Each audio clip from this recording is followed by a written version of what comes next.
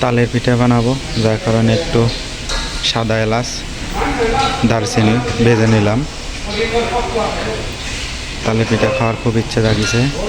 আর এগুলো ভেজানোর কারণ হলো এগুলো দিলে সুন্দর একটা ঘ্রাণ তৈরি হবে। এই যে দেখেন,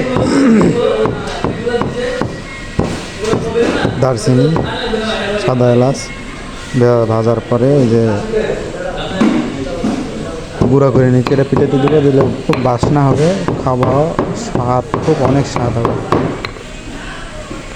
এই সেই দেশীয় তাল, যা 8 থেকে 10 বছর পরে খাবো বা খাওয়ার ইচ্ছে জাগিছে। তাল দিয়ে তো অনেক পান্তা খাইছি বা পান্তা খায় দেশের লোক, সেই জন্য তাল পিঠা নিয়েছি, দেশের থেকে নিয়ে আইতেছি।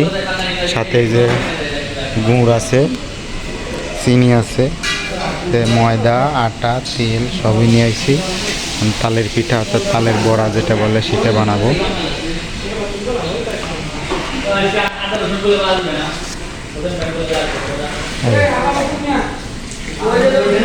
একবারে পিওর তাল।